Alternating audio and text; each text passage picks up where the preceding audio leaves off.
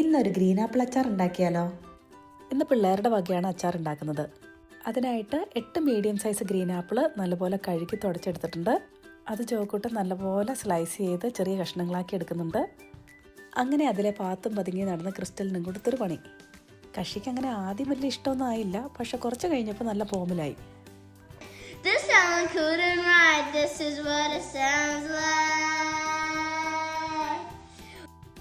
ചൂടായ പാനിലേക്ക് ഓയിൽ ഒഴിച്ചു കൊടുക്കാം. ഇവിടെ 150 ml സൺഫ്ലവർ ഓയിലാണ് എടുത്തിരിക്കുന്നത്. എണ്ണ ചൂടായതിന് ശേഷം 1 ടീസ്പൂൺ കടുക് ഇട്ട് പൊട്ടി വരുമ്പോഴേക്കും അതിലേക്ക് 1 ടീസ്പൂൺ ഉലുവ കൂടി ആഡ് ചെയ്ത് കൊടുക്കാം. ഉലുവ ചെറുതായിട്ടൊന്ന് മൂത്ത് വരുമ്പോൾ അതിലേക്ക് 5 വറ്റൽമുളക് നടുവേ മുറിച്ചത്, 1 വലിയ കഷ്ണം ഇഞ്ചി കനം കുറഞ്ഞ് നീളത്തിലരിഞ്ഞത്, 15 അല്ലി വലിയ വെളുത്തുള്ളി നീളത്തിലരിഞ്ഞത്, ആവശ്യത്തിന് കറിവേപ്പില.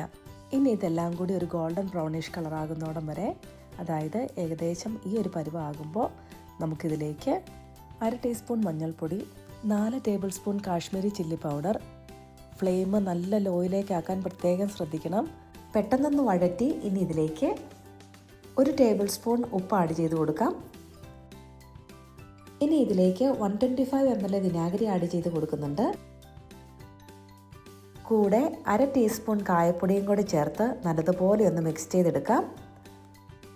ഫ്ലെയിം ഓഫ് ചെയ്തതിന് ശേഷം അരിഞ്ഞു വെച്ചിരിക്കുന്ന ആപ്പിൾ കഷ്ണങ്ങൾ ഇട്ട് കൊടുത്ത് മിക്സ് ചെയ്തെടുക്കാം.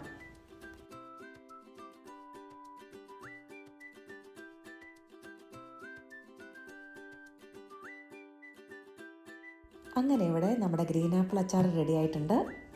ചെറു മധുരവും പുളിപ്പൊക്കെ ആയിട്ടുള്ള നല്ലൊരു അച്ചാറാണ്. കുഞ്ഞിപ്പെണ്ണാണ് ഇവിടെ ടേസ്റ്റൊക്കെ നോക്കി വിധി പറയുന്നത്.